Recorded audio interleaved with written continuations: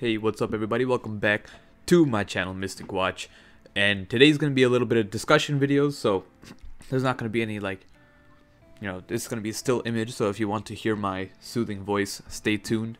But today's video will be on the ability stone, the dupe stone, the ability unlocking stone, whatever. I actually can't remember the actual name for it. I think it's called the ability acquisition stone, duplicate something like that. I don't know why they named it like that, but for our purposes, it is simply the ability stone, something that unlocks an ability on a character. So today's video is going to talk about that, and before we get into that, I just want a quick reminder, if you guys haven't seen my last video, I talked about how, currently I'm finishing up the semester with finals and everything, so that's why videos have been here and there. Tomorrow is my last final, and after tomorrow should be good for the summer, so I can at least start doing 5 days a week, maybe tossing a stream here or there, so stay tuned for that. But getting into the actual video, so this is a question I get a lot, like who should I use it on, right? Like who's the best character to use the stone on? So right now there are a couple of people that benefit from this stone. I want to talk about that, but before we talk about that, just so everyone's on the same page, let's go over what the stone actually does. So if you are using the ability unlocking stone, acquisition stone, it essentially gives you a duplicate of a character in a sense. Not like the same way how a duplicate character, when fused with the original, will give you an extra ability, this stone does the same thing. So when you go and you use this stone on a character, it'll simply unlock the next ability. The difference between this stone and having the physical character itself is that the stone does not give you any luck. So normally when you get a character, let's say I have we're talking about a one-tail Naruto, right? And I want to get his first ability. So I would feed another one-tail Naruto that I got into it, and it would do 3 things. It would raise the luck by 10. It would unlock the next ability, or the first ability, depending on, whichever ability I'm on. And then it will reduce the cost of the character. So what the stone does, different than the having an extra character, is that the luck does not increase, the other 2 things stay. So meaning, let's say my Naruto was at 10 luck, and I used this stone, he would still be at 10 luck, he would have the first ability, and then he would have his cost reduced by whatever the amount it goes down by, right? I think it's 6. But and the way the cost gets reduced, if you guys don't know that mechanic, it's for each ability you have unlocked, the cost goes down. They're not like there was some confusion that like, does the stone reduce the cost as well? The cost is reduced because of the ability. So the cost is not like something separate from the abilities. If you get an ability, the cost will go down no matter which way you go about it. So that was something that I wanted to get out prior to going forward. So now that you guys have an understanding of how the stone works, let's talk about how to use it. So the actual topic of the video. So pretty much right now we have 2 stones available to us, and they have both been through Ninja Road. So we've gotten one last month, and we've gotten one this month, and if the pattern follows, most likely we'll be getting a stone a month, which unfortunately doesn't seem like a lot, and I'm hoping that that ends up changing up, because a lot of people, or a lot of units that are being released, really do well with duplicates. And for example, the person I'm going to talk about first is Sage Mode Naruto. So Sage Mode Naruto has 5 abilities, similar to any, or I'd say the generic 6-star character. So within his 5 abilities, 2 abilities are really unique. The third ability, the one that adds multiplier damage to his jutsus, it's the only ability in the game that currently exists that can modify damage of the jutsu itself, not just simply add 100 attack, 200 attack. It physically changes the multiplier of the jutsu. So that is an ability that is really unique to have. And then the other ability is his final one, which changes his Rasen Shuriken from single target to AoE. So those are two extremely powerful abilities, and that's the type of abilities that you want to seek out when using the stone. Another example would be Madara Uchiha, his final ability. He is one of the few unique characters that has 6 duplicate abilities, so it would require 6 acquisition stones or ability stones to max him out for abilities, rather than 5 like most characters. So his 6th ability would be, it makes it so that he has a 20% chance to not consume any chakra. So what that means, and this only applies to his ultimate jutsu. So if he is using his ultimate jutsu, he has a 1 in 5 chance to just not use chakra. And since he has a 12 chakra cost, if this happens to go off, it is really significant.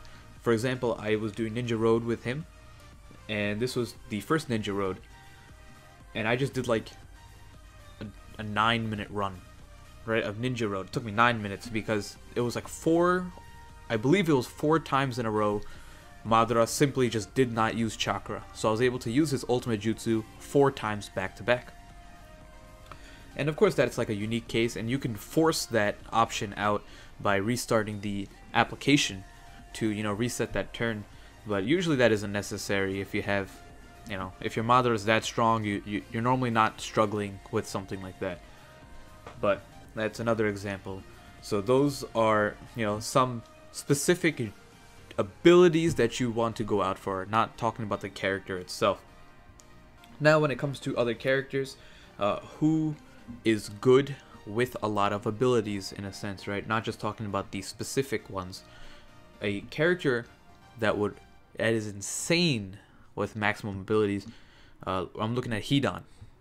So each one of his abilities, all 5 of them, restores 100 HP every turn. No matter if he's in the front row, if he's in the back row, if it's not that unit's turn to attack, he will generate 500 HP no matter what. And that is a lot, right? So it has nothing, you know, it's not like a field or buddy skill. Like it doesn't have, there's no like prerequisites or anything like that, you know, nothing stopping you from using it. It'll always be on. And him with maximum abilities is insane. So he is someone that will benefit heavily from this duplicate stone, ability stone. I still can't figure out what to call it. But now the point that I'm going to make after this is somewhat, you know, like a contradiction, but it's important that this is understood as well, because a lot of people are very eager to use the stone. Currently I have both ninja stones just sitting, right? I have Hidan, for example. I can put both stones into Hidan, but I'm not going to. And the reason for this is, at the current moment in time, like I said, we're only getting 1 stone a month. And I feel that there's not a single character currently that should be given the stones that I possess. I have Sage Mode Naruto also. I can put in my stones into him if I want to get that multiplier jutsu ability, but I'm not. The only person that, and even if I had a Madara at 5 abilities, and he had that 1 ability left open, at the current point in time of this video, I would not put that stone into him. And the reason for that is, and this is like a personal reason, so I did give my, you know, thoughts on if you should use the stone, what to use it, like these are the type of things you should use it on. But now I'm just giving my personal opinion on why you shouldn't use the stone, period. Someone made up, well, you know, it's not someone's idea, but it's like a good idea to not use the stone simply because it's so rare, and you'd want to use it on something that is really big, powerful, meaningful of a unit. And someone, if you go check out the Reddit, actually someone made a post on this, and he talked about using it on the 1-year anniversary character. So let's say there's one stone a month, right? It just keeps on going this way. When August comes around, or September, August I believe is the time of the 1-year anniversary. So once August comes around, then you would never know. You get a character, a new 6-star comes out, and that character, let's say you put in like 300 pearls, you get 1 copy of the character, right? You have 5 of these stones sitting there, and let's say that this character is absolutely busted. At that point, you'd want to put all the stones in. So I don't think it's worth it currently to put any of these stones in, simply because there's no content in this game that the difference of a single ability will determine whether you can like beat a mission or not, right? So since there's only two stones right now, like if I gave both stones to Hidan, for example, like yeah, maybe it'll make the missions easier, but I don't think that by having those 2 abilities, it's gonna be like a difference of me, you know, winning a bunch of more missions or losing a bunch of more, you know. So that's like my take on that. So that's really what I wanted to talk about. At least if you guys, you know, have a difference of opinions and you're like, you know, I just want to use the stone because I got it. It's sitting there. I'm impatient, whatever.